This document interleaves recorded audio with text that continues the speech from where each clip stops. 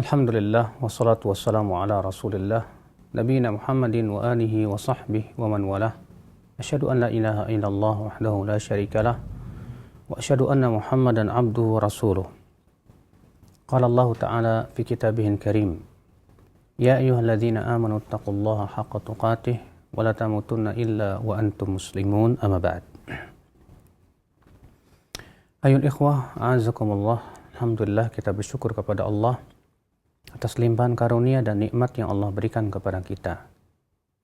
Dan kita melanjutkan kajian Fawaidul Fawaid kita di mana kita masuk kepada pembahasan faslun az-zuhdu fid dunya.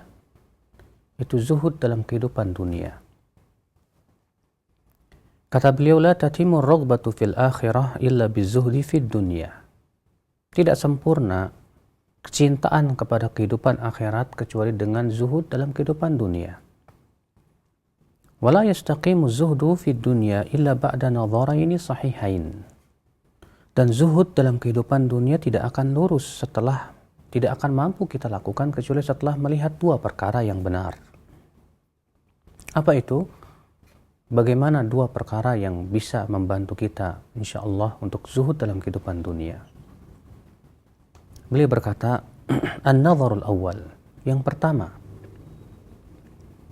an-nadhar fid dunya wa sur'ati zawaliha wa fana'iha wa mihlaliha wa naqsiha wa khissatiha wa alamir rahmati 'alaiha wal hirsi 'alaiha.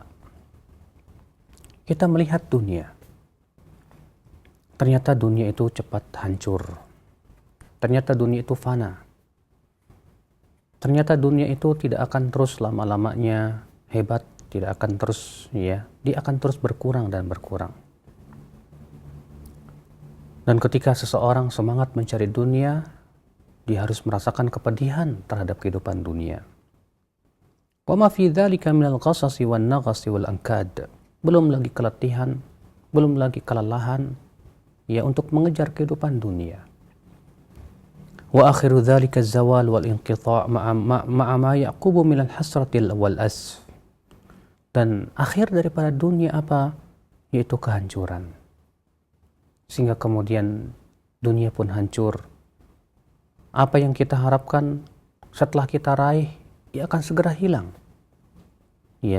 Sebelumnya tentunya kita akan menghadapi berbagai macam kesulitan-kesulitan. Lalu kemudian diakhiri dengan berbagai macam akhal Islam penyesalan dan penyesalan. Fatalibuha la yanfakku min hammin qabla husuliha. Orang yang mencari dunia, yang terus mengejar kehidupan dunia, tidak lepas daripada apa? Kegelisahan, kegundahan. Sebelum ia menghasilkan dunia. Wahammin fi halil dhafar biha. Ketika ia bisa meraih dunia, ternyata juga kegelisahan dan kegundahan itu tidak segera hilang. Sebelum mendapatkan dunia, gelisah, takut tidak mendapatkannya. Ketika telah mendapatkannya, gelisah, takut kehilangannya. Wa ghammin wa hazanin ba'da fawatiha. Bahkan ketika kita terluput dari dunia, yang ada adalah kesedihan. Maka ini akhal Islam yang harus kita lihat, kata beliau. Coba lihat. Ternyata dunia itu sifatnya seperti itu. Ternyata dunia itu sifatnya adalah sesuatu yang tidak akan lama. Sesuatu yang akan berkurang. Sesuatu yang akan fana. Maka berhakkah kita akhal Islam azakumullah, kita merasa puas dengan sesuatu yang sifatnya akan hilang dan fana. Seorang yang berakal, dia tidak akan pernah merasa puas dengan sesuatu yang sifatnya fana. Pasti dia menginginkan yang kekal, yang abadi dan terus menerus. An-nadharu tsani, kemudian yang kedua, setelah kita melihat dunia, an-nadharu fil akhirah wa iqbaliha wa maji'iha wa labud wa dawamiha wa baqaiha. Kita melihat kehidupan akhirat. Bahwasanya kehidupan akhirat pasti datang.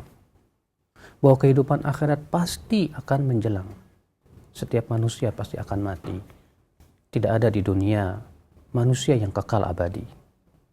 Allah berfirman kepada Nabi Muhammad, innaka mayyitun wa innahum mayyitun. Engkau wahai Muhammad akan meninggal dunia Demikian pula mereka semua akan meninggal dunia. Kehidupan akhirat pasti datang. Wa dawamiha wa baqaiha. Kehidupan akhirat itu kekal. Wa syarafi ma fiha minal khairati wa masarrat. Wa tafawuti alladhi bainahu wa baina ma hahuna. Terlebih kebaikan yang ada di dalam kehidupan akhirat luar biasa. Ya, kebahagiaan yang kekal abadi. Sesuatu yang kenikmatan yang tidak mungkin dibandingkan dengan kehidupan dunia. Fahiya kama qala subhanah. Sebagaimana Allah Ta'ala berfirman, wal akhiratu khairun wa abqa. Dan akhirat itu lebih baik dan lebih kekal, kata Allah Subhanahu wa Ta'ala. Fahiya khairatun kamilatun daimatun. Wahadhi khayalatun naqisatun munqati'atun mudmahillatun. Maka kehidupan akhirat penuh dengan kebaikan yang sempurna dan abadi. Sedangkan kehidupan dunia hanyalah khayalan yang kurang. Sesuatu yang pasti akan terputus dan hilang. Ikhwatal Islam a'azakumullah. فإذا تم له هذان النظران آثار ما يقتضي العقل إثاره. Setelah kita melihat dua perkara. Yang pertama kita melihat dunia. Ternyata dunia itu fana. Kenikmatannya tak akan lama. Ya, itu pun juga setelah kita bersusah payah, bersusah letih, belum lagi kesedihan, kegundahan, kegelisahan selalu mengiringi. Kemudian setelah itu kita lihat kehidupan akhirat, ia akan datang. Dan kebaikannya luar biasa. Kenikmatannya abadi. Maka kalau kita perhatikan dua perkara ini, apa yang harusnya timbul dalam hati kita, akhi? Maka hendaknya akal kita berpikir, mana yang harusnya kita dahulukan daripada dua perkara ini. Wa zahida fima yaqtadhi zuhdu fih. Maka setelah akal kita menimbang, akal kita melihat, pada waktu itu kita pun berpikir, mana yang seharusnya kita cari, mana yang harusnya kita kejar, mana yang harusnya membuat kita merasa puas padanya, mana yang seharusnya kita menjadi sebuah cita-cita dan angan-angan kita yang paling tinggi. Tentu kehidupan akhirat yang lebih kekal, lebih abadi, ya akhal Islam azakumullah. Ikhwatul Islam azakumullah. فكل أحد مطبوع على ألا يترك النفع العاجل واللذة الحاضرة إلى النفع الآجل واللذة الغائبة المنتظرة. Memang kata beliau, setiap manusia itu punya tabiat apa? Dia tidak mau meninggalkan manfaat yang sifatnya cepat, yang kasat mata. Ya, kelezatan yang hadir sekarang. Banyak orang yang menganggap bahwa kehidupan akhirat ya nggak tahu datang apa enggak. Sedangkan akhirat dunia kan jelas sudah ada. Masa kita meninggalkan yang jelas kemudian hanya untuk mengejar sesuatu yang tidak jelas, katanya. Subhanallah. Ini perkataan orang yang tidak menggunakan akal pikirannya tentang hakikat kehidupan setelah kematian. Bahwasanya Allah Maha Kuasa atas untuk membangkitkan manusia dan memberikan kehidupan yang lebih kekal. Akhal Islam a'azzakumullah. Memang kata beliau manusia itu tabiatnya seperti itu. Dia ingin mendapatkan yang lebih cepat, yang kasat mata, yang bisa dilihat oleh mata di zaman ini ataupun ketika ia hidup sekarang di dunia. Illa idza tabayyana lahu fadlul ajil al-ajil. Kecuali apabila ia tampak kepadanya keutamaan kehidupan akhirat. Keutamaan yang sangat besar dari pahala. Wa qawiyat waqbatuhu fil a'lal afdal. Di saat itu kemudian kuatlah keinginan dia untuk mendapatkan yang lebih utama, yang lebih kekal, yang lebih abadi, yang tak akan pernah hancur selamanya. Fa idza athara al-fani an-naqis kana kadzalik, kana dzalika imma li adami tabayyunil fadlillah wa imma li adami raghbati fil afdal. Tapi ternyata ia lebih mementingkan dunia daripada kehidupan akhirat, kenapa? Bisa jadi karena ia tidak tahu bahwa apa yang ada di sisi kehidupan akhirat itu lebih utama. Atau bisa jadi karena tidak ada keinginan untuk mendapatkan yang lebih utama. Ikhwatal Islam, azakumullah. Cobalah gunakan akal pikiran kita. Cobalah kita gunakan sejenak kita berpikir tentang dunia yang kita hidup padanya. Kemudian kita pikirkan tentang kehidupan akhirat surga dan neraka. Maka kalau kita gunakan akal pikiran kita sedikit untuk merenung, kita akan dapati bahwa ternyata dunia, subhanallah, ya halalnya adalah hisab dan haramnya adalah adab. Ikhwatal Islam, azakumullah. Kemudian beliau berkata, wa kullu wahidin minal amrayni yadullu ala dha'fil iman wa dha'fil aqli wal basirah. Maka orang yang lebih mendahulukan kehidupan dunia dan ia kurang memperdulikan kehidupan akhiratnya menunjukkan akan kelemahan iman dia, menunjukkan akan kelemahan akal dan pikiran dia. Fa inna ar-raghiba fid dunya al-harisu 'alaiha al-mu'thir laha imma an yusaddiqa bi anna ma hunaka ashraf wa afdal wa abqa wa imma alla yusaddiq. Karena ya akhi, orang yang mengharapkan dunia dan mengejarnya, bahkan mengutamakan kehidupan dunia, itu tidak lepas dari dua keadaan. Keadaan yang pertama, ia meyakini bahwasannya yang ada dalam kehidupan akhirat itu lebih utama. Dan ini banyak keyakinan akidah kaum muslimin, alhamdulillah di zaman ini. Ketika ditanya, kamu yakin apa yang ada dalam kehidupan akhirat lebih kekal, lebih baik? Dia berkata, iya, saya yakin.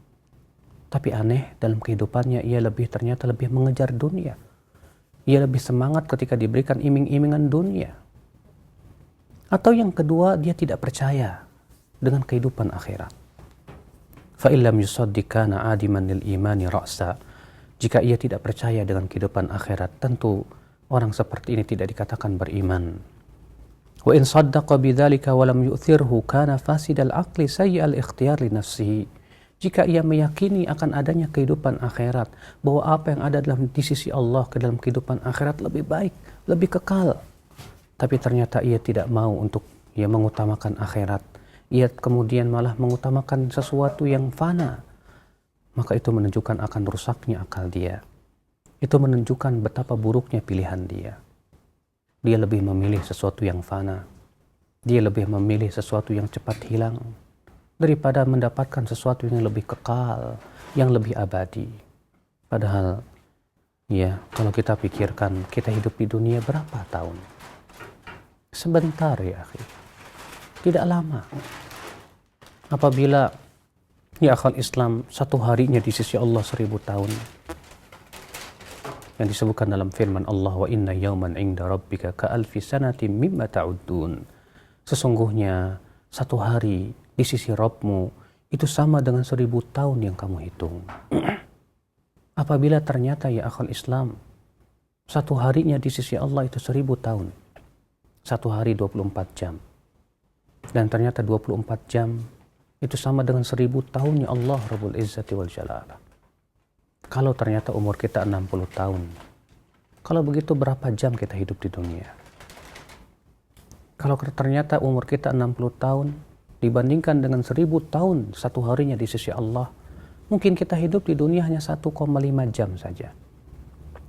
Apakah hanya untuk 1,5 jam kita tinggalkan kehidupan yang tak terbatas, suatu kehidupan yang sangat abadi? Apakah hanya untuk 1,5 jam kemudian kita tidak peduli dengan kehidupan setelah kematian, kehidupan yang sangat panjang abadi? Ikhwatul Islam, azakumullah. Wa hadha taqsimun hadirun daruriyun la yanfakul abdu min ahadil qismaini minhu.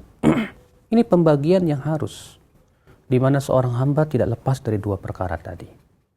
Ya, artinya orang yang meninggalkan kehidupan akhirat dan lebih mementingkan dunia tidak lepas dari dua keadaan tadi. Apakah dia mempercayai kehidupan akhirat atau dia tidak percaya? Kalau dia percaya akan adanya kehidupan akhirat, bahwa itu lebih kekal, lebih abadi, tapi ternyata ia lebih mementingkan dunia, itu menunjukkan akan kerusakan akal dia. Itu menunjukkan akan buruknya pilihan dia untuk dirinya. Ikhwatal Islam, azakumullah.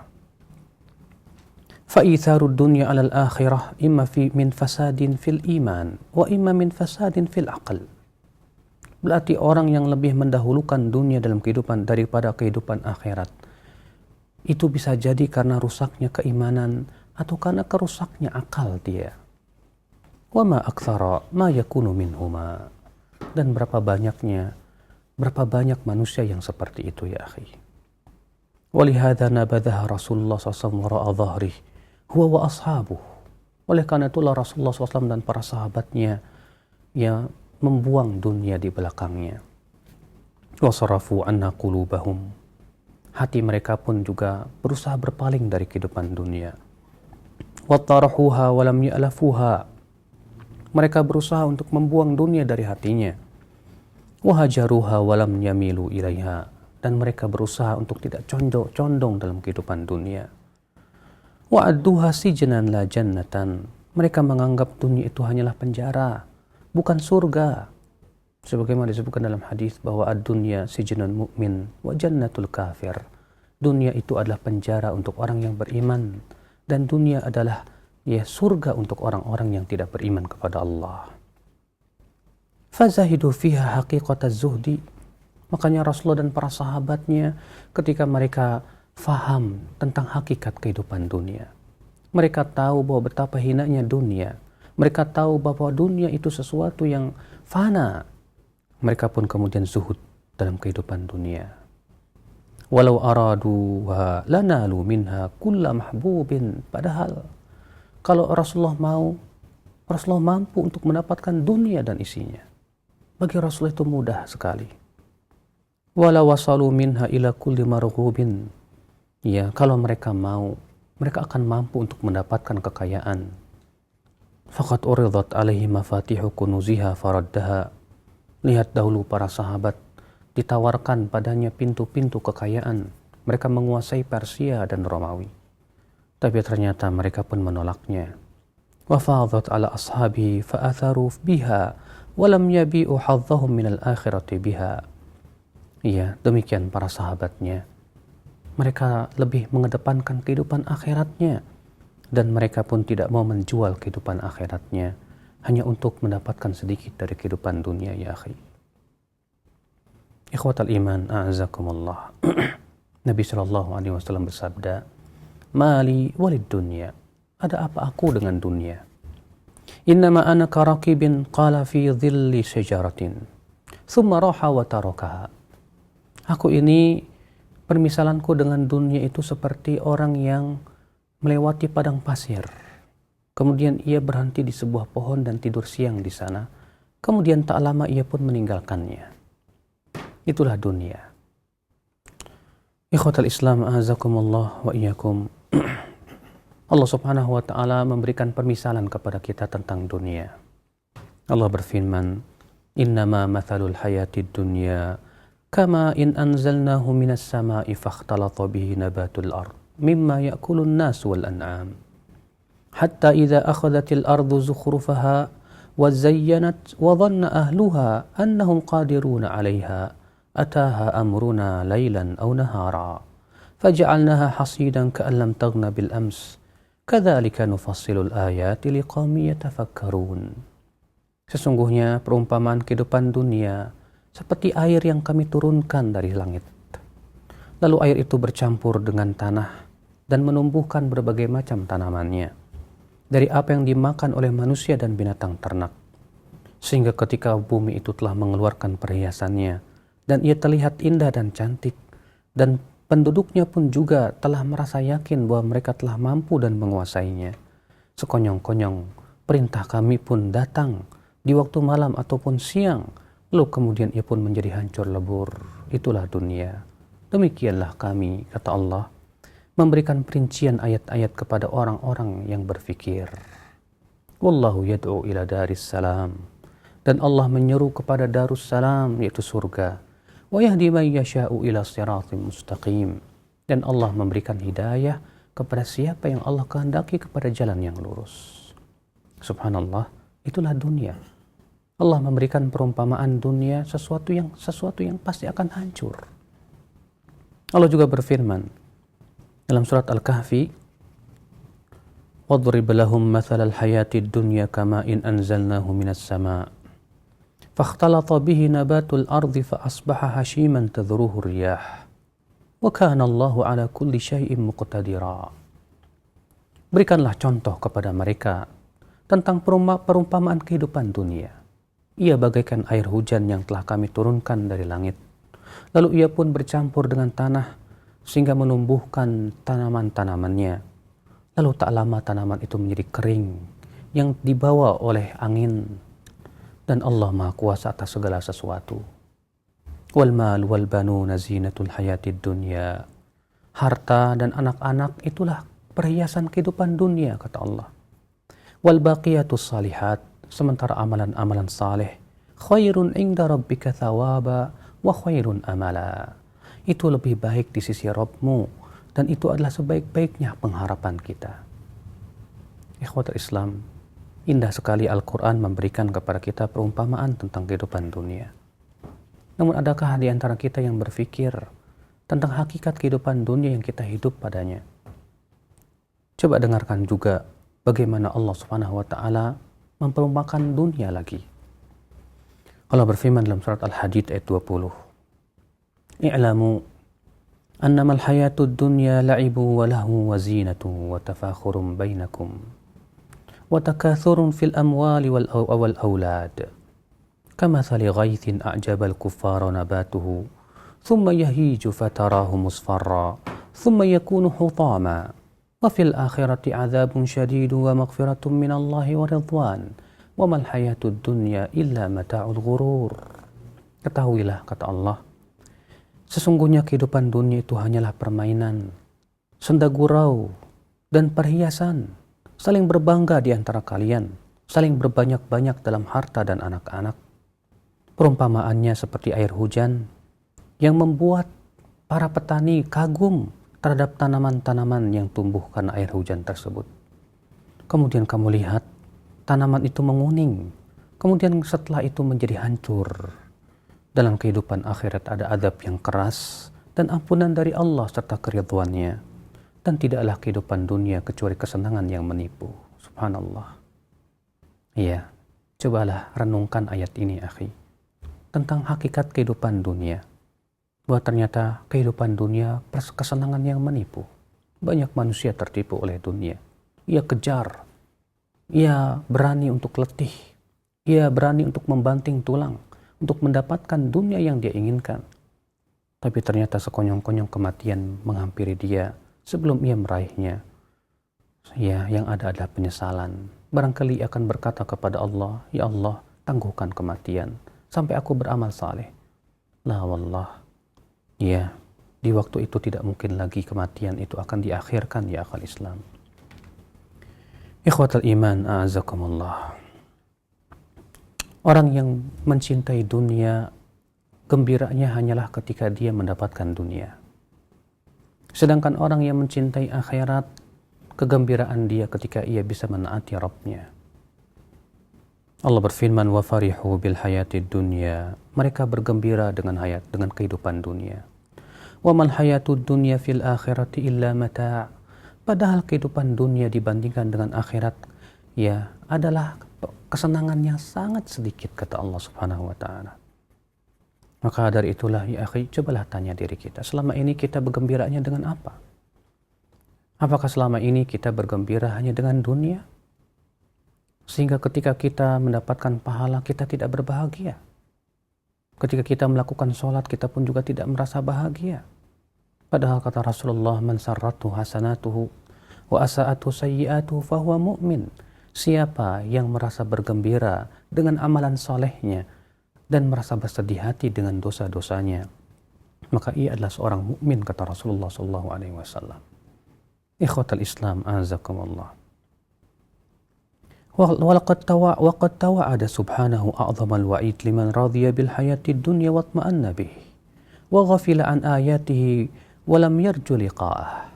Allah mengancam dengan ancaman yang besar bagi orang yang hanya ridho dengan dunia saja, bagi orang yang hatinya merasa puas dengan dunia saja, lalu ia pun lalai dari memperhatikan ayat-ayat Allah, dan ia pun tidak mengharapkan pertemuan dengan Allah. Allah berfirman, innal ladzina la yarjuna liqa'ana wa radu bil hayatid dunya wa tama'annu biha wal ladzina hum an ayatina ghafilun ulaika ma'wahumun naru bima kanu yaksibun.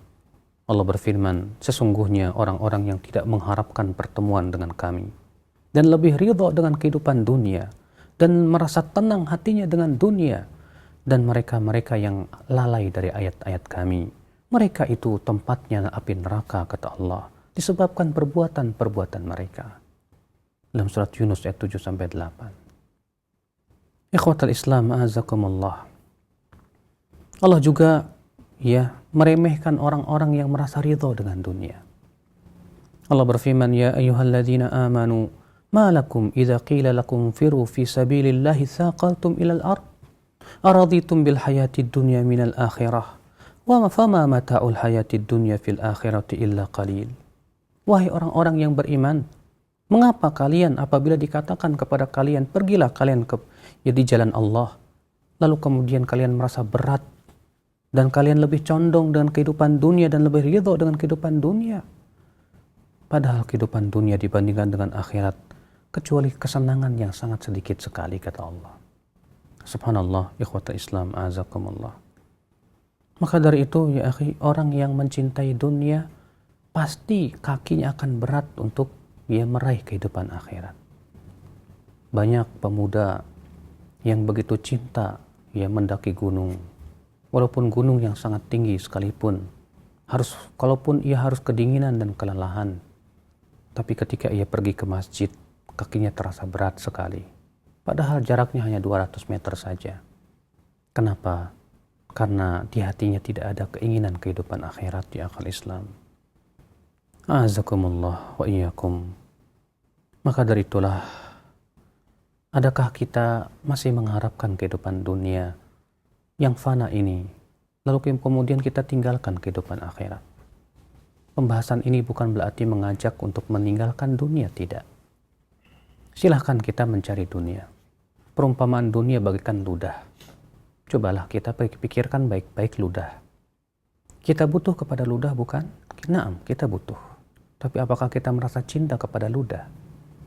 Dan ketika kita mengeluarkan ludah, apakah kita merasa sayang padanya? Saya yakin kita tidak pernah merasa cinta kepada ludah. Kita pun juga tidak merasa sayang untuk mengeluarkan ludah. Maka demikianlah kehidupan dunia. Kita memang butuh dunia untuk makan kita, untuk minum kita, untuk kehidupan kita, untuk berinfak di jalan Allah. Bahkan dakwah pun butuh kepada harta. Akan tetapi, hendaknya dunia itu tidak disimpan di hati kita. Kita pun juga tidak merasa sayang ketika kita menginfakkan harta tersebut. Maka ya akhal Islam, jadikan dunia bagaikan ludah yang kita butuhkan. Tapi kita tidak cinta kepada ludah. Kita pun juga tidak merasa sayang untuk mengeluarkan ludah kita. Semoga yang sedikit ini bermanfaat, terutama untuk saya yang berbicara. Demikian pula kepada para pemirsa dan pendengar sekalian, untuk sama-sama kita berpikir tentang hakikat kehidupan dunia. Bahwa dunia ternyata kehidupan yang tidak akan lama. Maka kita pun berpikir tentang hakikat kehidupan akhirat dan surga. Itulah tujuan kita. Itulah tempat berlomba kita. Itulah harapan kita yang paling besar, akhi. Dan cita-cita yang paling tinggi seorang mukmin. Wabillahi taufiq. Nah, Ustaz, barakallahu fikum wa jazakallahu khairan. Terima kasih atas keluangan waktu yang Ustaz sempatkan untuk memberikan pelajaran kembali dari bahasan fawaid yang semoga ini dapat memberikan banyak manfaat untuk kita semuanya. Dan ukhatul Islam rahimani Allah wa iyyakum. Berikutnya kami berikan kesempatan bagi Anda yang ingin bertanya secara langsung bisa menghubungi nomor kami di 0218236543 melalui telepon atau pesan singkat di 081317776543 atau nomor kami yang lain di 0819896543. Kami berikan kesempatan yang pertama bagi Anda yang menghubungi kami. Silahkan. Halo. Halo, Assalamualaikum. Waalaikumsalam warahmatullahi. Dengan Bapak siapa, di mana? Ishak di Kota Kisaran. Silakan Bapak Ishak di Kota Kisaran. Ya. Assalamualaikum, Ustaz. Waalaikumsalam warahmatullahi wabarakatuh. Apakah zuhud itu identik dengan kemiskinan? Kemudian, bagaimana saya sering mendengar kalau kita mengejar dunia, kalau mengejar akhirat, maka dunia akan menghinakan diri. Itu bagaimana maknanya, Ustaz? Baik, Bapak. Ya, jazakallahu khair. Assalamualaikum warahmatullahi wabarakatuh. Waalaikumsalam warahmatullahi wabarakatuh. Apakah zuhud itu identik dengan kemiskinan? Kalaulah zuhud itu identik dengan kemiskinan, tentu Nabi Sulaiman akan memilih miskin. Kalaulah zuhud itu identik dengan kemiskinan, tentu banyak sahabat lebih memilih kemiskinan, tapi ternyata kenyataannya tidak demikian. Abu Bakar orang kaya, Utsman bin Affan ya orang kaya raya, Hudzaifah ibnu Abdurrahman bin Auf konglomerat ya di kalangan para sahabat. Maka dari itulah zuhud tidak identik dengan kemiskinan. Nabi Sulaiman walaupun kaya raya, memiliki kerajaan yang luar biasa, tapi dunia itu tidak disimpan di hatinya. Nabi Sulaiman faham tentang hakikat kehidupan dunia. Ya, maka Nabi Sulaiman lebih mementingkan apa yang ada di sisi Allah Rabbul Izzati wal Jalalah. Makanya hakikat zuhud itu kata para ulama, ya, kata Al-Hasan Al-Basri, engkau lebih yakin dengan apa yang ada di sisi Allah daripada apa yang ada di sisi manusia. Dan engkau lebih berharap terhadap pahala ketika engkau ditimpa musibah daripada musibah yang menimpa engkau tersebut. Maka dari itulah ya, berarti hakikat zuhud itu adalah menyimpan dunia di tangan kita, bukan di hati. Sebab ketika dunia kita simpan di hati, ia akan menguasai hati. Sehingga kita pun menjadi budak-budak dunia. Sementara dunia itu seburuk-buruknya majikan dan sebaik-baiknya budak, ya akhi azakumullah. Maka dari itulah ya, fahamilah bahwa zuhud tidak identik dengan kemiskinan. Lalu bagaimana dengan makna hadis bahwa orang yang menginginkan akhirat maka dunia akan datang dalam keadaan hina? Dan ini sebetulnya lafaz hadis Nabi sallallahu alaihi wasallam yang diriwayatkan oleh Imam At-Tirmidzi ya rahimahullah. Di mana Al-Imam At-Tirmidzi yang meriwayatkan dengan sanad yang sahih, atau hadis itu sahih dengan jalan-jalannya, bahwa Rasulullah SAW sabda, "Man kanat hammuhul akhirah," siapa yang keinginannya hanya kehidupan akhirat, thabbatallahu alaihi amrah, Allah akan kokohkan urusannya. Wa ja'ala al-ghina fi qalbih, dan Allah jadikan kekayaan itu di hatinya. Wa atatu dunya wa hiya raghimah, dan dunia akan datang dalam keadaan terhina di matanya. Wa man kanat hammuhu dunya, sementara siapa yang keinginan dia hanyalah dunia, ya, farraqallahu alaihi syamlah, Allah akan cerai berikan urusannya. Wa ja'ala al-faqra baina 'ainaihi, dan Allah jadikan kefakiran itu di matanya, di antara matanya. Wa lam ta'tihi minad dunya illa ma kutiba lah, kata Rasulullah, dan dia tidak akan diberikan dunia kecuali yang sebatas yang ditakdirkan saja untuknya. Subhanallah, ya akhi azakumullah. Ya, dalam hadis tersebut kata Rasulullah, orang yang hanya menghadapkan kehidupan akhirat, maka pada waktu itu diberikan 3 perkara, dikokohkan urusan dia. Dalam riwayat yang lain, Allah Ta'ala berfirman, "Ya ibadi, tafarraq li ibadati." Wahai hambaku, bersungguh-sungguhlah kamu untuk beribadah kepadaku. Ya, aku akan cukupkan kebutuhanmu. Demikian dalam hadis ini, siapa yang kehidupan akhirat itu adalah tujuan yang terbesar dia, maka kata Rasulullah, Allah akan kokohkan urusan dia. Allah akan jadikan kekayaan di hati dia. Dan hakikat kekayaan itu kekayaan hati. Kata Rasulullah, "Laisal ghina an kathratil arad, wa innamal ghina ghinan nafs." Kaya itu bukanlah dengan banyaknya harta benda. Tapi hakikat kaya itu kata Rasulullah adalah kekayaan hati kita yang merasa qanaah, merasa puas dengan yang ada. Kemudian kata Rasulullah, "Wa atatu dunya wa hiya raghimah." Yang ketiga yaitu dunia akan mendatangi dia dalam keadaan dunia terhina di matanya. Kenapa? Karena ia melihat dunia memang hina. Ia lebih menginginkan yang mulia di sisi Allah, yaitu kehidupan akhirat. Iya, ketika dunia datang dan Allah pun perintahkan dunia untuk mendatanginya, ia melihat dunia itu seperti sesuatu yang hina. Makanya tidak aneh dahulu para sahabat ketika kedatangan harta, mereka biasa-biasa saja. Seperti disebutkan dalam sebuah kisah bahwa Umar bin Khattab kedatangan tamu-tamu dari kota Homs. Kemudian Umar berkata kepada mereka, "Tolong tuliskan kepadaku nama fakir miskin di negeri kalian." Kemudian ditulis oleh mereka Sa'id bin Amir. Yang pertama kali ditulis adalah Sa'id bin Amir. Kemudian Umar bertanya, siapa Sa'id bin Amir ini? Kata mereka, gubernur kami. Kata, ya Umar, subhanallah, gubernur kalian miskin. Iya. Masya Allah, di mana ada di dunia ini gubernur yang miskin di zaman sekarang. Maka Umar pun kemudian mengirim 100.000 dinar. Dan antum tahu satu dinarnya berapa? 4,25 gram emas. Dikirimnya oleh Umar bin Khattab radhiyallahu anhu. Sesampainya uang tersebut yang sangat banyak kepada Sa'id bin Amir. Lalu ketika dibuka, ya kantong ternyata berisi uang emas. Apa ucapan Sa'id? Barangkali kalau kita yang menerimanya kita akan tertawa bahagia.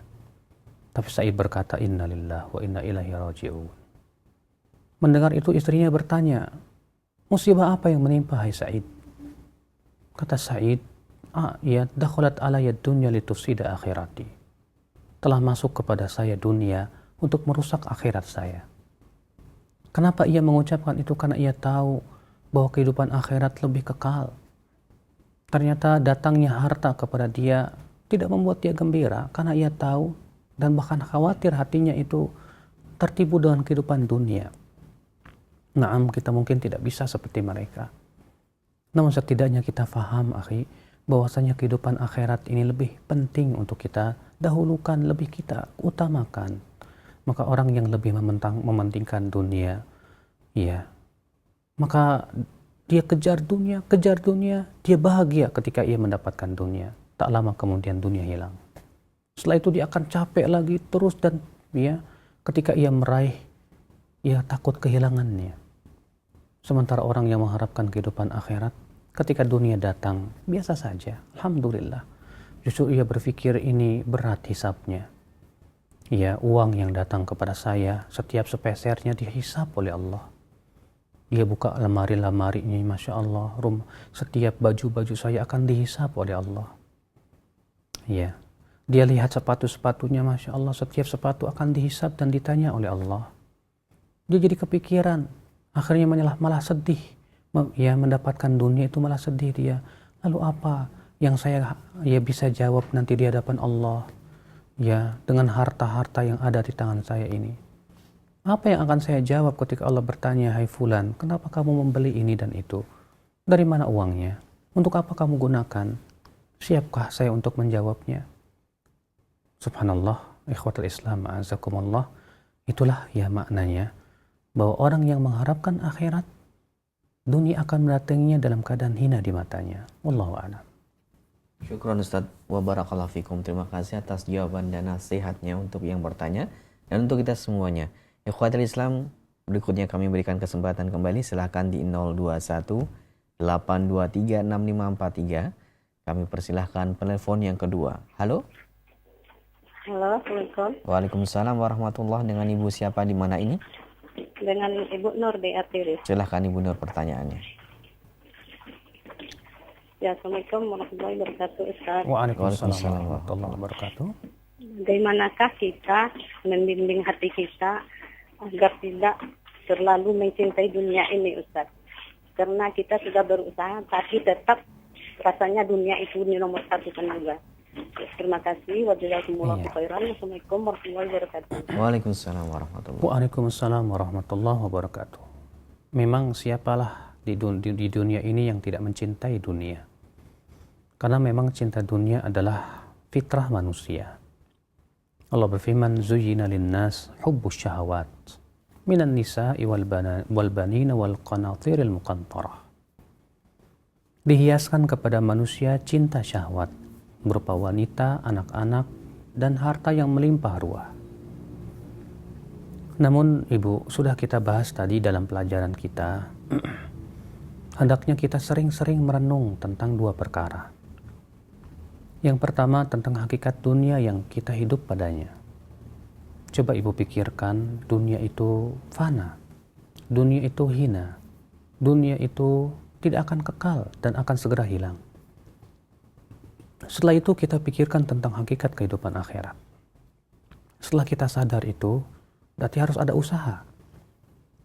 Iya, bagaimana kita berusaha terus mendekatkan diri kepada Allah. Karena tidak mungkin untuk menghilangkan rasa cinta dunia yang sudah menghunjam di dada dalam sekejap mata tidak mungkin. Ya karena ya akhal Islam, ketika hati kita sudah berkarat dengan cinta dunia, untuk menghilangkan karat itu butuh kepada waktu. Berarti butuh kepada apa? Kita memerlukan ibadah, yaitu membina diri, membiasakan diri untuk mendekatkan diri kepada Allah terus. Ya kita biasakan sholat tahajud di waktu malam. Kita biasakan untuk merenungi ayat-ayat Allah dan mentadabburinya.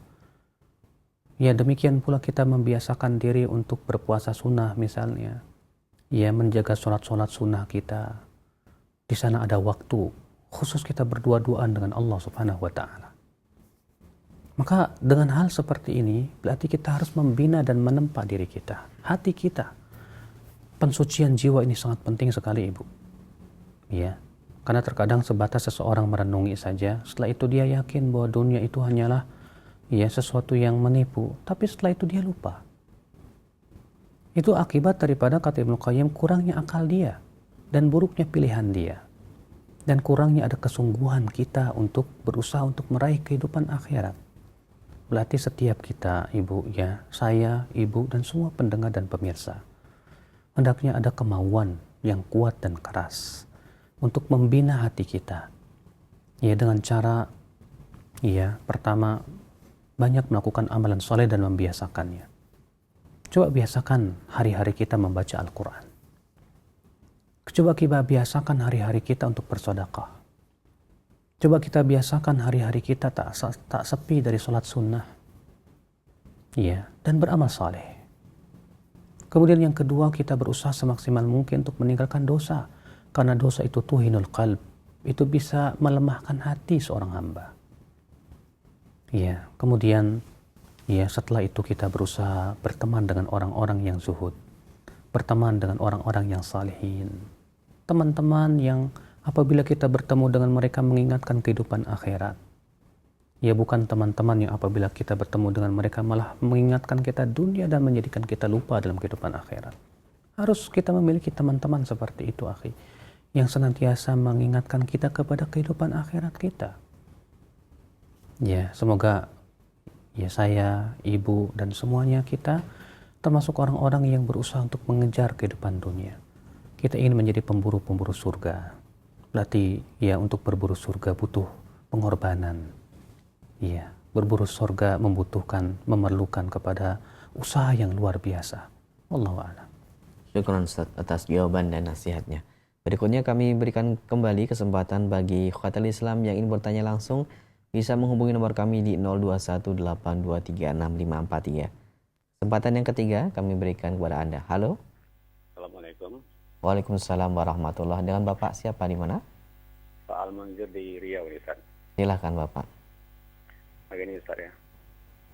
Misalnya kita punya harta, punya uang, kemampuan gitu kan.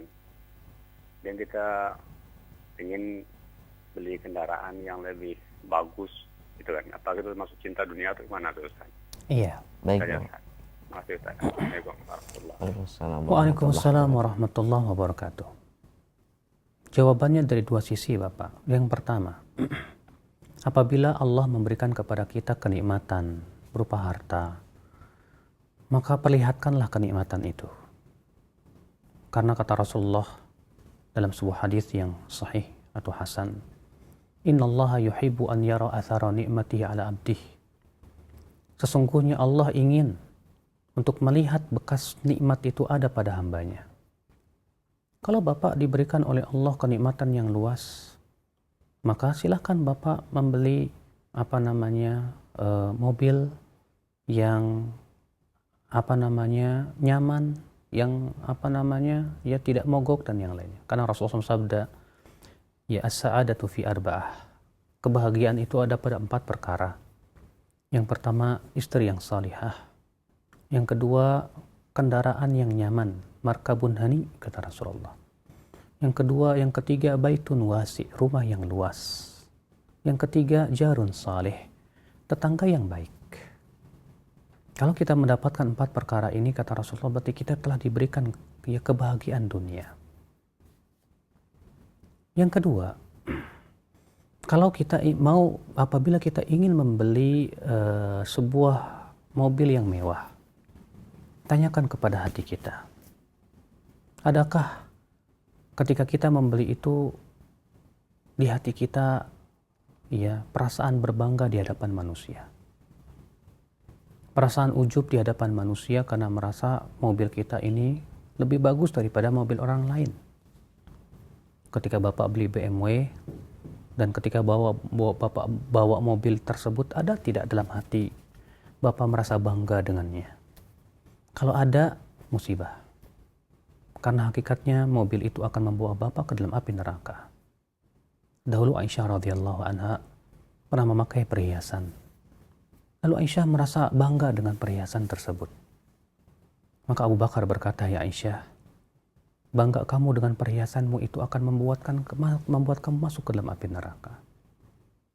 Maka Aisyah pun segera melepaskan perhiasan itu dan menginfakkannya di jalan Allah. Subhanallah. Kalau ternyata mobil itu membuat kita bangga diri, kita tertipu, maka lebih baik mobilnya jual aja, Pak. Beli mobil yang kita tidak merasa bangga diri, yang penting mobilnya itu nyaman, alhamdulillah.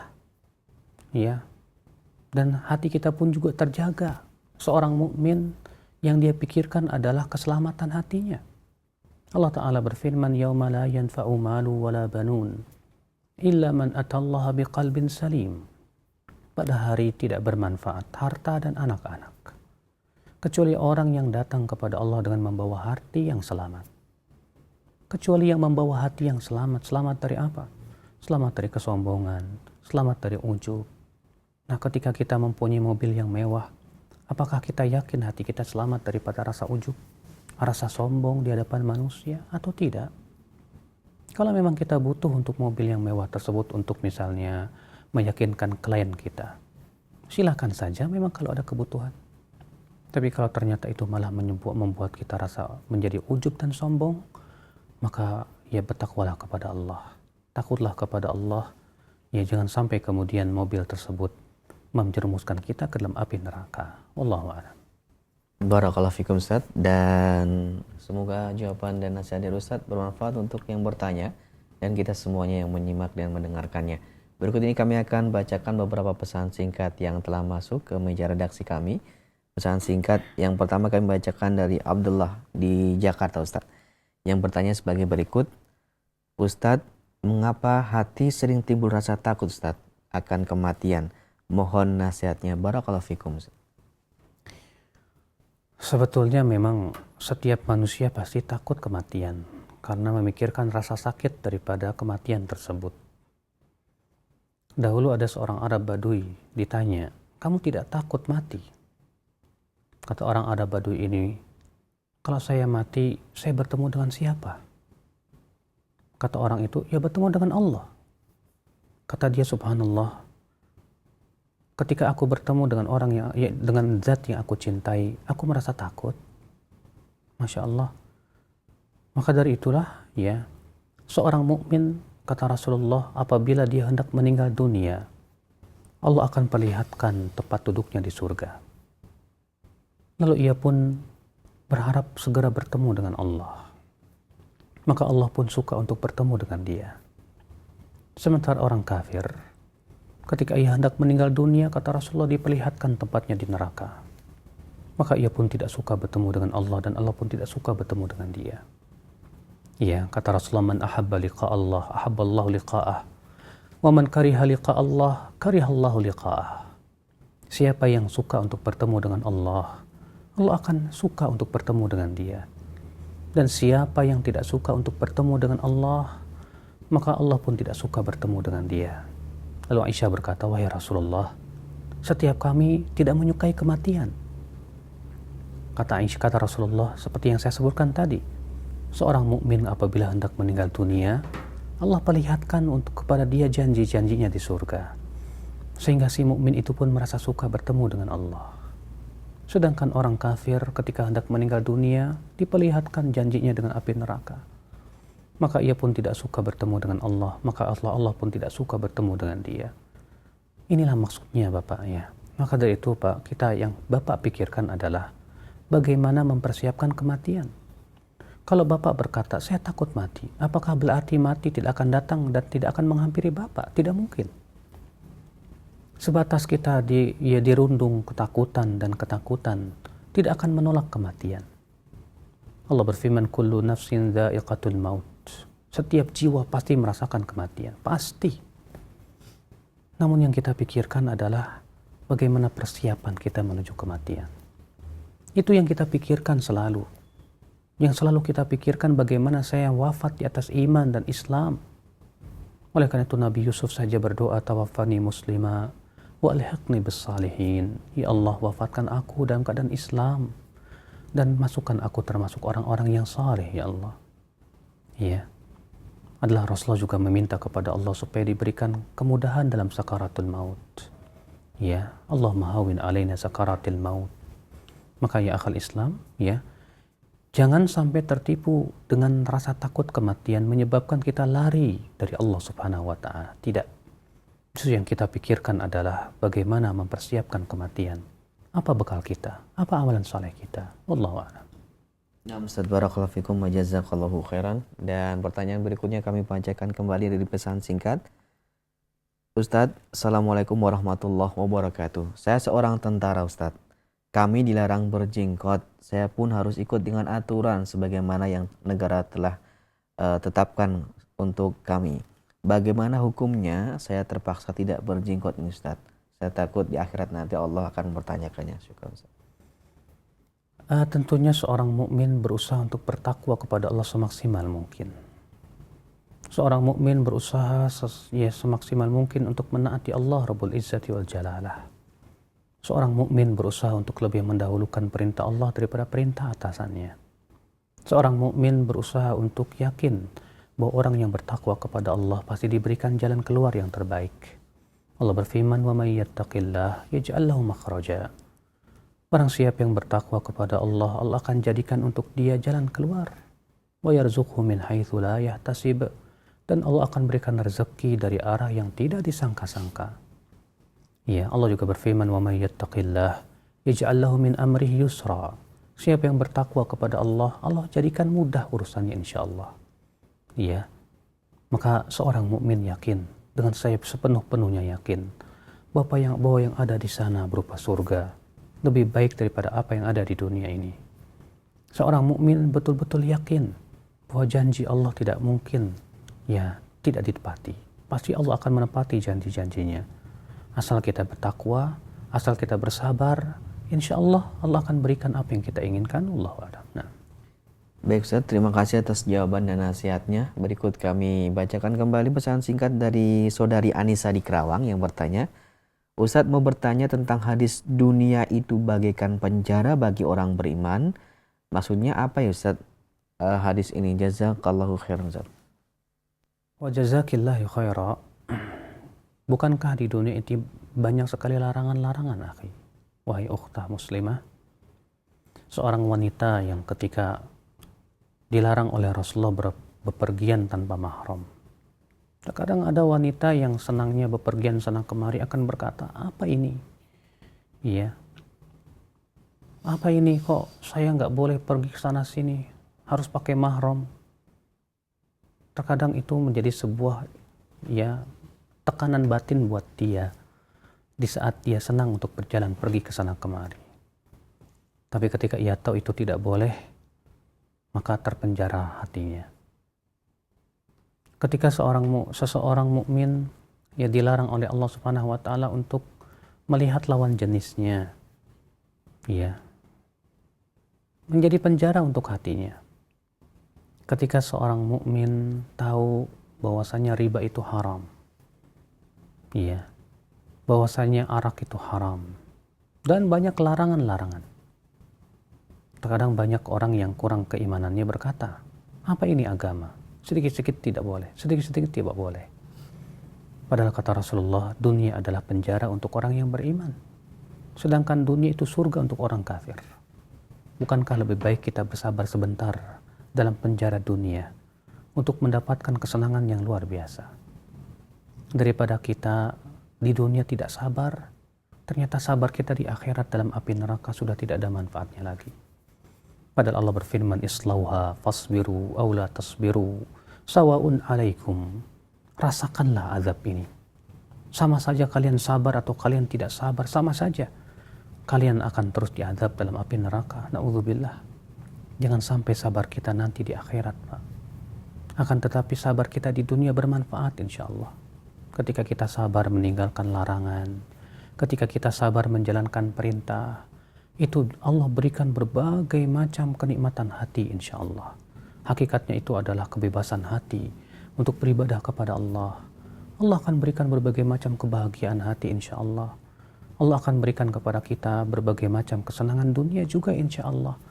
Ya, apabila kita mau tunduk dan taat kepada Allah Subhanahu wa taala. Wallahu a'lam.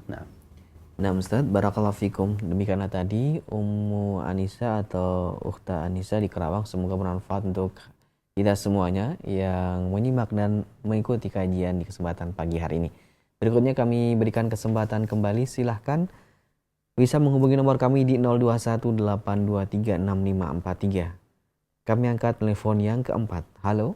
Assalamualaikum warahmatullahi wabarakatuh. Waalaikumsalam warahmatullahi wabarakatuh. Pak Rashid ya, di Jakarta. Iya, silakan. di Jakarta Pusat. Silakan, Assalamualaikum Bapak. warahmatullahi wabarakatuh, Pak Ustadz. Waalaikumsalam warahmatullahi wabarakatuh. Terkait dengan kehidupan dunia dan akhirat, itu kan ada doa yang bagus itu Pak Ustadz, yang Robbana atina fid dunya hasanah wa fil akhirati hasanah wa qina adzabannar. Nah, pertanyaannya adalah ketika ada godaan setan ini Pak Ustadz ya. Saya pernah mendengar ada Ustadz yang mengatakan bahwa ketika kita menjadi lalai atau mementingkan dunia, itu dikatakan bahwa tidak sepenuhnya godaan setan. Karena manusia itu ada akal, ada nafsu dan sebagainya. Jadi tadinya saya berpikir ketika kita mau lalai dan sebagainya itu ya ini gara-gara setan gitu. Tapi ada Ustadz yang mengatakan tidak sepenuhnya katanya Pak Ustadz. Nah, ini mohon pencerahan dari Pak Ustadz. Terima kasih. Assalamualaikum warahmatullahi wabarakatuh. Waalaikumsalam warahmatullahi wabarakatuh. Mungkin kita sedikit Bapak ya memahami perkataan tidak sepenuhnya. Iya, karena tidak sepenuhnya berarti setan tetap menggoda dia, tapi kelalaian kita tidak sepenuhnya dari godaan setan. Namun juga ada faktor lain, yaitu adanya syahwat dan hawa nafsu. Di mana setan adalah tugasnya apa? Ya, berusaha untuk mendorong syahwat kita, supaya kita lebih mengedepankan syahwat dan hawa nafsu kita daripada perintah Allah dan yang menjauhi larangannya. Makanya ucapan Ustadz tersebut betul, tidak sepenuhnya maksudnya bahwa kelalaian kita itu tidak sepenuhnya dari setan, tapi juga ada faktor lain, yaitu adanya hawa nafsu dan syahwat dalam hati kita. Sebab kalau kita tidak ada hawa nafsu dan syahwat, setan pun tidak akan bisa menggoda kita. Ya, ketika kita tidak ada keinginan sama sekali kepada maksiat, ya, setan pun juga tidak punya celah untuk menggoda. Tapi ketika dalam hati kita ada syahwat, ada hawa nafsu, maka setan pun untuk membangkitkan hawa nafsu dan syahwat kita, menghias-hiaskan kepada kita, ya, sesuatu yang maksiat tersebut sehingga terlihat indah di mata kita, sehingga kita pun lebih mengedepankan daripada syahwat tersebut. Maka perkataan Ustadz tersebut tepat Bapak ya, asal kita pahami tentunya dengan pemahaman yang benar. Allah. Nah. Baik Ustadz, barakallahu fikum. Dan berikutnya di belakang Bapak Rashid di Jakarta Pusat, kami persilahkan di 0218236543. Halo. Halo, Assalamualaikum. Waalaikumsalam warahmatullahi. Dengan Ibu siapa? Di mana? Dengan Ibu Akil di Jalan. Silahkan Ibu Akil pertanyaannya. Iya, begini Ustaz, saya baru mengenal sunnah akhir-akhir ini. Alhamdulillah. Sebelumnya kan saya dengan suami itu sudah menjalankan ibadah haji. Alhamdulillah. Kemudian kita menjalankan ibadah haji karena kita merasa mampu dari segi finansial aja, ya. Tapi kalau dari ilmu agamanya kita masih awam gitu, Ustaz. Terus pertanyaannya apa, Bu?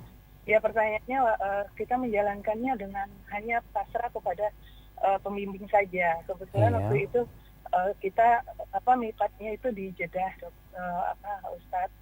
Jadi saya sampai sekarang masih bukan, karena saya pernah mendengar penjelasan Ustadz itu tidak benar gitu.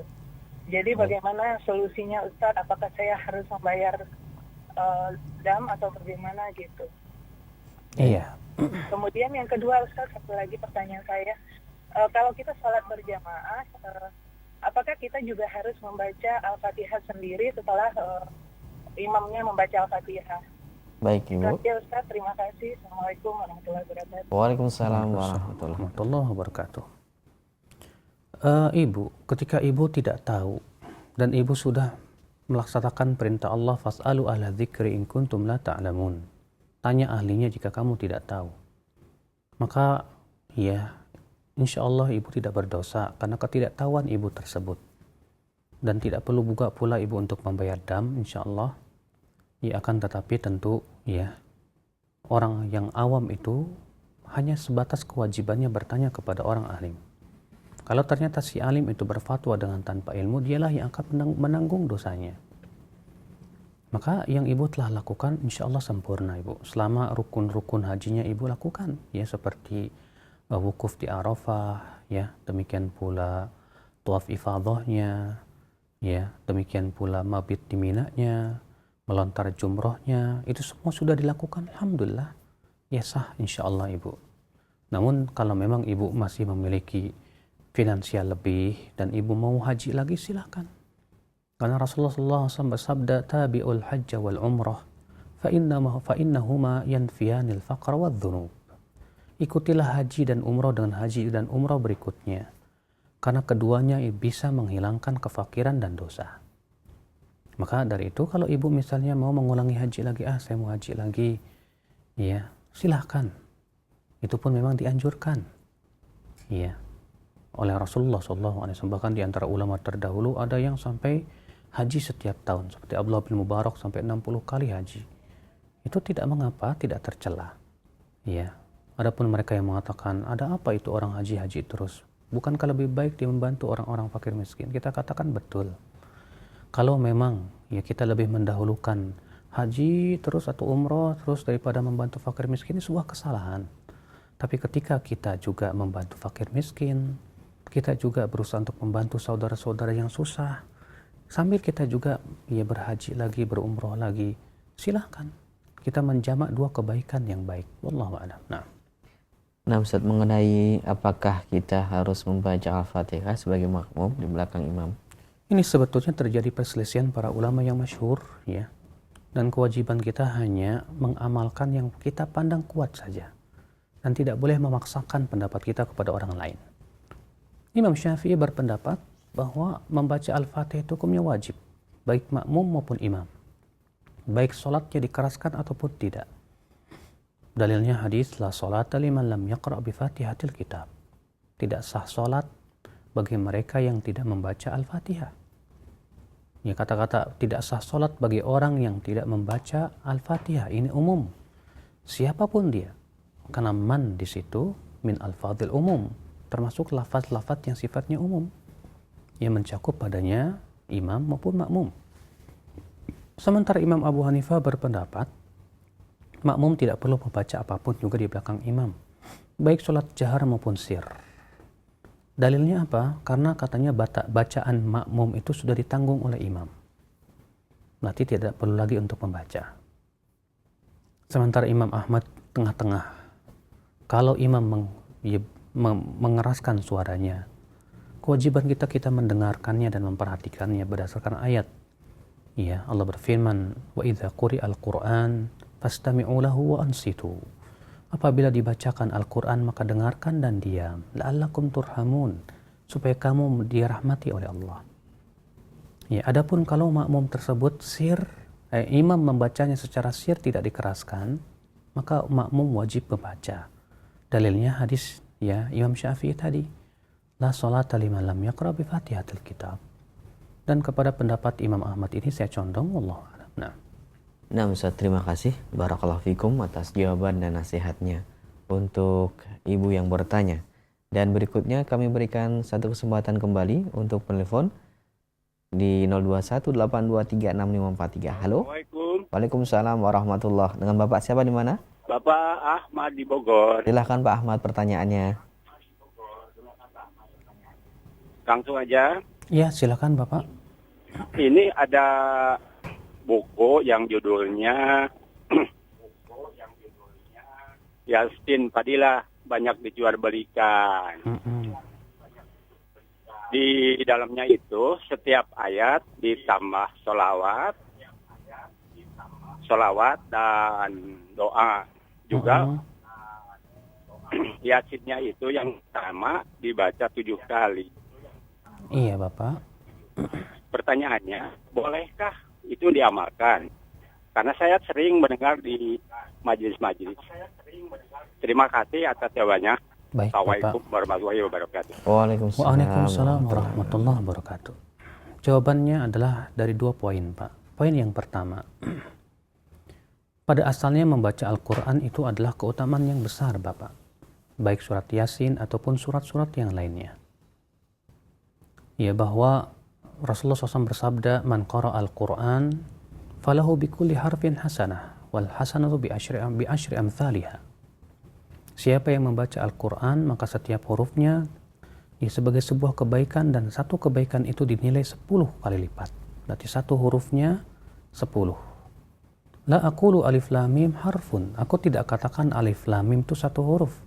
Tapi alif satu huruf, lam satu huruf, mim satu huruf. Maka ya keutamaan besar bagi mereka yang membaca Al-Quran. Namun tentunya yang diajarkan oleh Rasulullah SAW itu selalu diajarkan oleh Rasulullah untuk membaca Al-Quran secara penuh. Dari juz pertama sampai juz 30. Makanya lihat para sahabat, di antara mereka ada yang mengkhatam Quran 3 hari sekali. Ada yang mengkhatam Quran 7 hari sekali. Ada yang mengkhatam Al-Quran 15 hari sekali.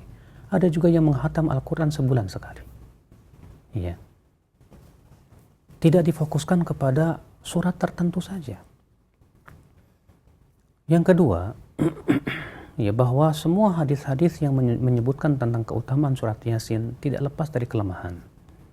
Termasuk disebutkan dalam hadis bahwa Yasin adalah jantung Al-Quran. Ternyata di dalam sanadnya ada perawi-perawi yang lemah, tidak bisa dijadikan hujjah. Dan saya tambahkan poin yang ketiga Bapak, bahwa kita tidak diperkenankan melakukan ibadah dengan jumlah yang kita tentukan sendiri tanpa ada dalil atau tata cara yang tidak pernah dicontohkan oleh Rasulullah SAW. Ingat, setiap ibadah yang telah ditentukan tata cara dan jumlahnya tidak boleh kita rubah-rubah. Dan setiap ibadah yang tidak ditentukan oleh Rasulullah tata cara dan jumlahnya tidak boleh kita membuat cara sendiri atau jumlah sendiri. Karena ini sama saja mengkhususkan sesuatu yang tidak dikhususkan oleh Rasulullah Sallallahu Alaihi Wasallam. Maka untuk mengatakan ya hendaknya membaca Yasin 7 kali, akan keutamanya begini dan begitu, ini butuh dalil karena ini pensyariatan. Sedangkan syariat itu adalah milik Allah Rabbul Izzati wal Jalalah. Maka kewajiban kita adalah ya untuk selalu melihat bagaimana Rasulullah melakukan. Rasulullah bersabda, "Shallu kama ra'aitumuni usalli." Salatlah kamu sebagaimana kamu melihat aku salat. Ya, Rasulullah SAW mengatakan salat di sini bukan hanya untuk salat, tapi semua ibadah.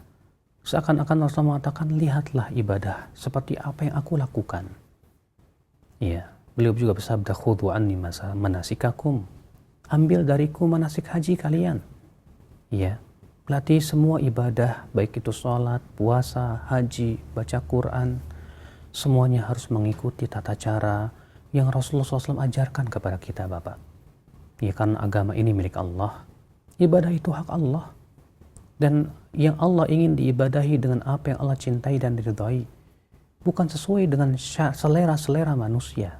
Tidak diperkenankan demikian. Maka setiap orang yang mengklaim ya jumlah tertentu, tata cara tertentu, bahwa itu mempunyai keutamaan tertentu, wajib dia membawa dalil dari syariat Rabbul Alamin. Ya, jangan sampai kita masuk dalam firman Allah Subhanahu wa taala di mana Allah berfirman, "Am lahum syuraka'u syara'u lahum minad dini ma lam ya'dzam bihillah." Apakah mereka mempunyai sekutu-sekutu selain Allah yang membuat syariat untuk mereka dari agama ini sesuatu yang tidak diizinkan oleh Allah Subhanahu wa taala. Ya. Kata Abdullah bin Mas'ud, ittabi'u wa la tabtadi'u faqad kufitum. Ikuti saja, jangan membuat-buat yang baru. Kalian sudah dicukupi, kata Ibn Mas'ud. Wallahu a'lam. Nah, Ustaz, barakallahu fikum wa jazakallahu khairan. Terima kasih atas jawabannya untuk yang bertanya di kesempatan pagi hari ini. Dan berikutnya kami akan kembali ke pesan singkat. Beberapa pertanyaan akan kami bacakan. Pertanyaan pertama dari saudari Iriani di Jambi. Assalamualaikum warahmatullahi wabarakatuh, Ustaz. Bolehkah kita memotivasi anak dalam beribadah dengan mengatakan supaya dimudahkan kehidupan? Misalnya, nak, laksanakan sholat duha dan sholat tahajud biar hidupmu lancar dan jadi anak pintar. Boleh nggak saya ini? Sedikit kita merenungi metode Al-Quran di dalam mendidik dan menempa jiwa-jiwa kita. Kalau kita perhatikan, Al-Quran selalu memberikan iming-imingan akhirat supaya kita faham bahwa dunia itu sesuatu yang hina dan fana. Coba ketika Allah menyebutkan tentang puasa, Allah berfirman, ya ayyuhalladzina amanu kutiba alaikumus shiyam kama kutiba alal ladzina min qablikum la'allakum tattaqun. Wahai orang-orang yang beriman, diwajibkan atas kamu puasa sebagaimana diwajibkan atas orang-orang sebelum kamu agar kamu bertakwa. Padahal dari sisi kesehatan, puasa itu bermanfaat untuk kesehatan, mengeluarkan toksin-toksin dan yang lainnya. Makanya di Jepang sekarang itu ada sebuah tata cara kesehatan dengan puasa dari semenjak terbitnya fajar sampai terbenamnya matahari. Namun Allah tidak mendidik untuk itu. Allah mengatakan agar kamu bertakwa. Sebuah tempaan yang sangat indah, yang harus kita fahami bahwa Allah ingin selalu hambanya itu mengharapkan apa yang ada di sisi Allah berupa kehidupan akhirat. Dan selalu Allah mengingatkan dalam Al-Quran tentang hinanya dunia. Dan sudah kita bacakan tadi dalam pelajaran, ya, bagaimana Allah mensifati dunia.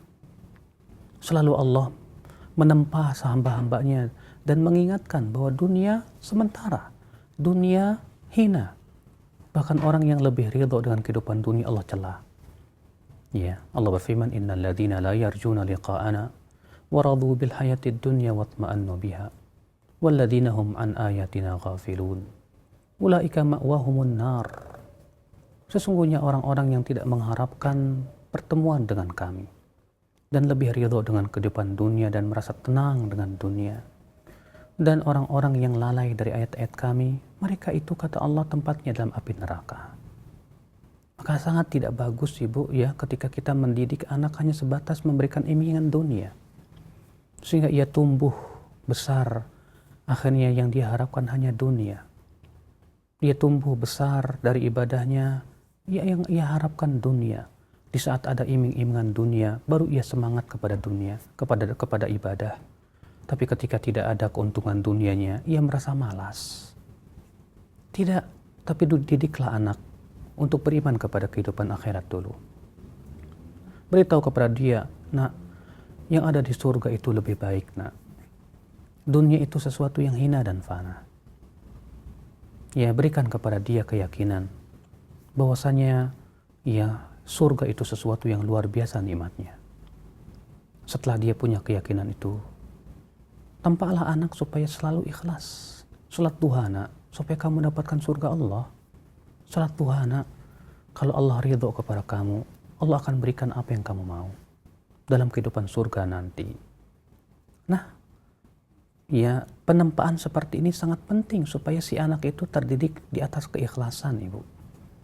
Tapi ketika si anak dididik terus dengan dunia, tumbuhlah ia menjadi seorang pemuda yang cinta dunia.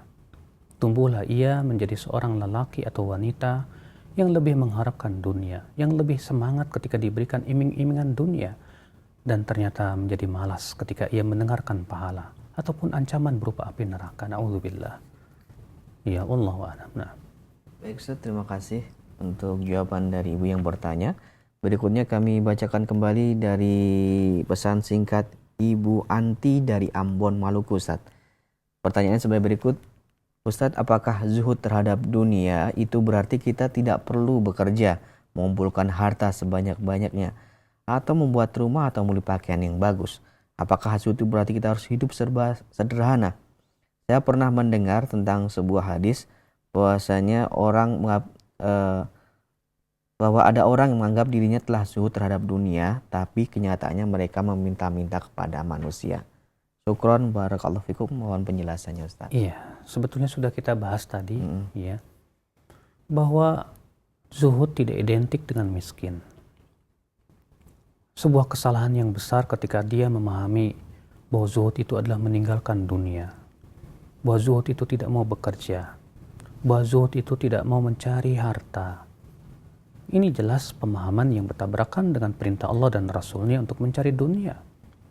Allah berfirman, wabtaghi fima ataakallahu daral akhirah wa la tansa nasibaka minad dunya.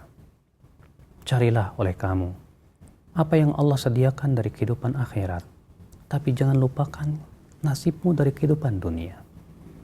Subhanallah, Allah mengatakan cari akhirat, jangan lupakan dunia. Sementara kita kebalikan, cari dunia, jangan lupakan akhirat, sehingga akhirnya akhirat menjadi sampingan dan tujuan dunia menjadi tujuan. Subhanallah. Allah juga berfirman, fa idza qudiyatis shalah fantashiru fil ardi wabtaghu min fadlillah wadhkurullaha katsira. Apabila kalian telah selesai salat Jumat, silahkan bertebaran di muka bumi mencari rezeki Allah dan banyaklah kalian berzikir kepada Allah. Juga Rasulullah SAW menganjurkan kita untuk mencari penghasilan yang halal. Kata Rasulullah, lebih baik seseorang mengambil tali kemudian pergi ke hutan, kemudian ia mengumpulkan kayu bakar lalu ia jual, itu lebih baik buat dia daripada ia minta-minta kepada manusia. Ya, subhanallah, ya akhal Islam, a'azakumullah. Maka sudah saya sebutkan tadi bahwa zuhud itu hakikatnya adalah perbuatan hati kita, di mana dunia tidak dimasukkan ke hati, tapi dunia ia pegang di tangannya. Zuhud itu, kata Al-Hasan Al-Basri, engkau lebih percaya dan yakin apa yang ada di sisi Allah daripada apa yang di sisi manusia. Itulah zuhud, ya akhul Islam, azakumullah. Maka ya akhi, yang bertanya tadi, jadi yang namanya zuhud itu terkadang orang kaya raya bisa zuhud, bisa. Apabila kekayaan dan harta itu tidak disimpan di hatinya. Ia tidak dikalahkan oleh harta untuk berinfak. Ia tidak dikuasai oleh rasa pelit. Ia tidak menjadi bakhil karena hartanya. Ia tidak menjadi sombong karena kemewahannya atau kemewahan hartanya yang melimpah ruah. Ia tidak menjadi ujub dan sombong. Maka ketika orang kaya ini tahu semua ini akan dihisab oleh Allah, ia menjadi takut kepada Allah. Lalu ia pun berinfak di jalan Allah. Dia pun membantu fakir miskin. Fawallah, ini perkara yang dicintai oleh Allah. Bukankah Rasulullah bersabda, innamad dunya li arba'ati nafar. Dunia itu untuk 4 orang, kata Rasulullah. Siapa dia? Yang pertama, rajulun u'tiya malan, ruziqa malan, wa ruziqa ilman. Seorang laki-laki, seseorang yang diberikan oleh Allah rezeki harta dan rezeki ilmu. Dengan hartanya ia bersilaturahim, dengan ilmunya ia bertakwa kepada Allah. Apa kata Rasulullah? Fahuwa bi afdalil manazil. Maka dia orang yang paling tinggi derajatnya.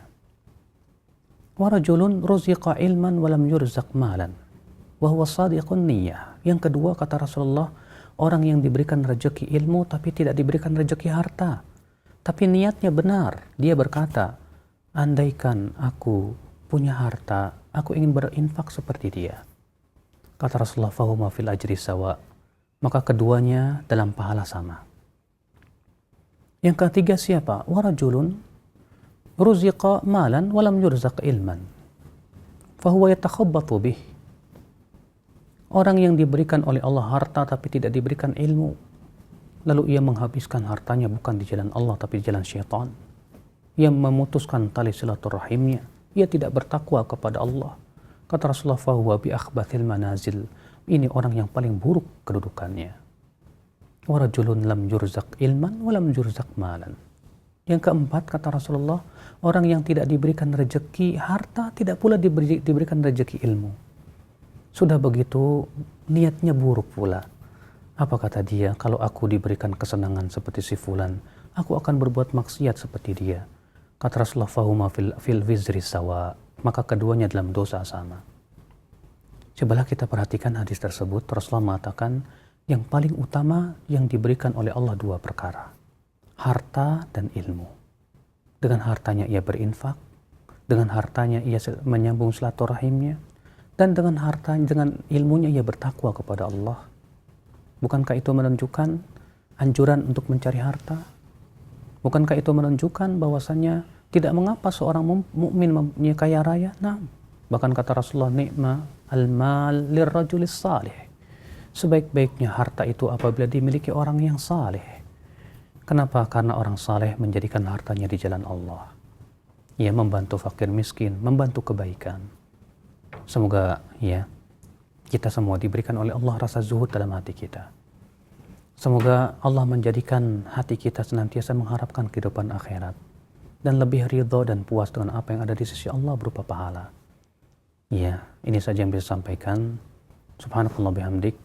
Asyhadu an la ilaha illa anta astaghfiruka wa atubu ilaik. Wa sallallahu ala nabiyyina Muhammadin wa alihi wa sahbihi wa sallam.